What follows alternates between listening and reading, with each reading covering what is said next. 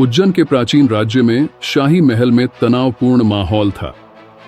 राजा विक्रमादित्य, जो अपने तेज दिमाग और न्याय के प्रति अटूट समर्पण के लिए जाने जाते थे, ने खुद को एक अदृश्य दुश्मन से घिरा हुआ पाया। संगमरमर के हॉल में विद्रोह की फुसफुसाहट गूंज रही थी और उनके सलाहकारों ने चेतावनी दी कि हत्यारे हर कोने में छिपे हुए हैं। अपने अधिकांश डर को व्यामोह के रूप में खारिज करते हुए वह उस तूफान के लिए तैयार नहीं थे जो जल्द ही उन्हें घेर लेगा। एक ऐसा तूफान जो एक रहस्यमय लड़की के आगमन से शुरू हुआ था। एक तूफानी रात जब आकाश में बिजली चमक रही थी, महल के द्वार पर अमरा नाम की एक युवती पाई गई। बमुश्किल होश में, उसके कपड़े भीगे हुए और उसकी त्वचा ठंडी थी, उसने राजा को संबोधित एक साधारण पत्र पकड़ा जिसमें लिखा था, एक पुराने दोस्त से एक उपहार।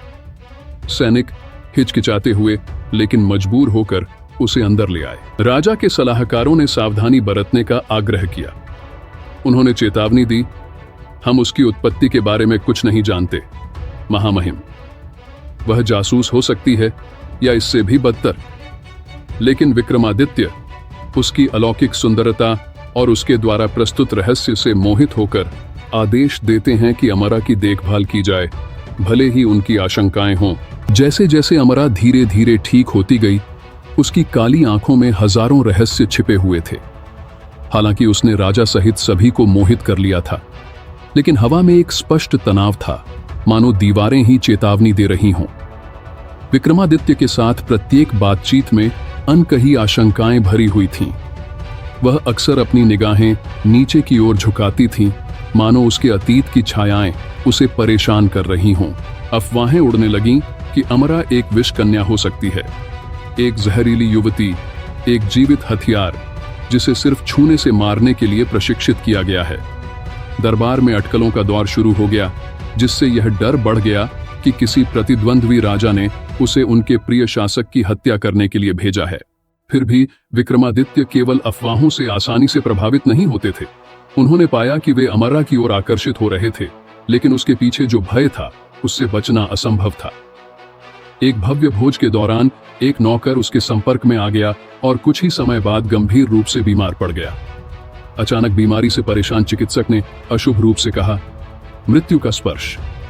जैसे जैसे भय ने घर किया, अमरा के निर्वासन की मांग जोर पकड़ती गई। फिर भी विक्रमादित्य संदेह और उसके साथ अपने अकल्पनीय बंधन के बीच फंसे हुए एक रात देर से अमरा को अपने कक्ष में बुलाते हैं। राजा ने कहा, सच बताओ अमरा, क्या तुम एक विष कन्या हो? क्या तुम्हें मुझे मारने के लिए यहां भेजा गया था? उसकी आंखें, जो अविरल आंसुओं से चमक रही थीं, उसकी आंखों से मिली। मैं तुम्हें कभी नुकसान नहीं पहुंचाऊंगी मेरे राजा, उसने उत्तर दिया। उसकी आवाज स्थिर थी, फिर भी दुख से भरी हुई थी। विक्रमादित्य ने क्षण भर के लिए उसे शांत किया, लेकिन संदेह के बीज बो दिए गए थे। कुछ दिनों बाद एक पड़ोसी राज्य से गुप्त संदेश आने पर महल पर छाया पड़ गई। पत्र में उसे अपने प्रतिद्वंद्वी राजा महेंद्र द्वारा रची गई हत्या की साजिश के बारे में चेतावनी दी गई थी। संदेश के साथ दिए गए भयावह विवरण ने अमरा की असली पहचान उजागर कर दी। वह वास्तव में एक विष कन्या थी, जिसे बचपन से ही घातक जहर का इस्तेमाल करने का प्रशिक्षण दिया गया था। विक्रमादित्य का दिल बैठ गया। चेतावनी ने उन सभी बातों को जोड़ दिया जिन्हें उसने अनदेखा करने की कोशिश की थी, और फिर भी उसका एक हिस्सा अभी भी उसकी मासूमियत पर विश्वास करना चाहता था। राजा ने उसे एक बार फिर बुलाया।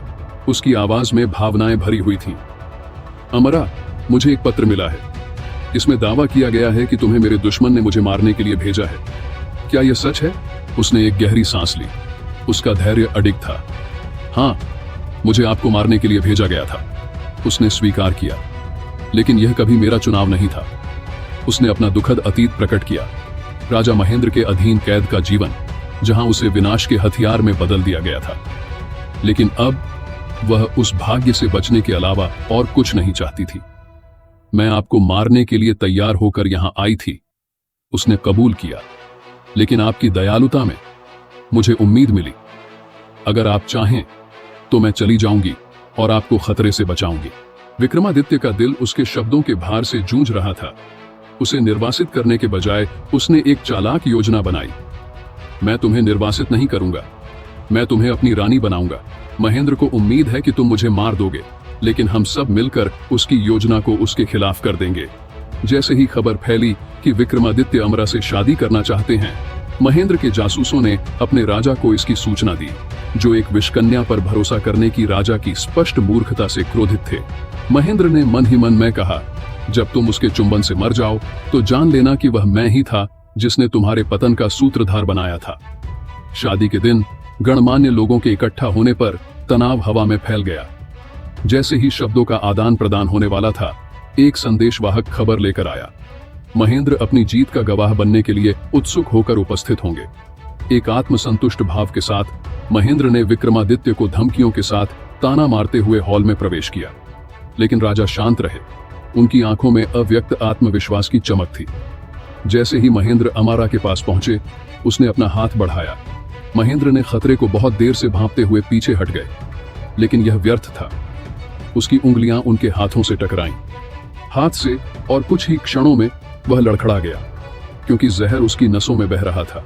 जब महेंद्र अपने घुटनों पर बैठा तो अमारा की आवाज साफ सुनाई दी। राजा ने मुझ पर भरोसा किया जब मुझे लगा कि मैं किसी पर भरोसा नहीं कर सकता। उसने मुझे हथियार के रूप में इस्तेमाल किए जाने वाले जीवन से बचाया। आज मैं अब विषकन्या नहीं हूं, बल्कि उसकी सहयोगी हूं। महेंद्र की मृत्यु के साथ उज्जैन से विश्वासघात का भूत उठ गया। विक्रमादित्य और अमरा ने विवाह किया। उनका मिलन आशा और मुक्ति का प्रतीक था। एक बार खूंखार जहर वाली युवती बदलाव की किरण बन गई, ये साबित करते हुए कि अंधेरे से चिह्नित लोग भी करुणा के आलिंगन में प्रकाश पा सकते हैं। रुको दोस्तों, ये मेरा पहला वीडियो है।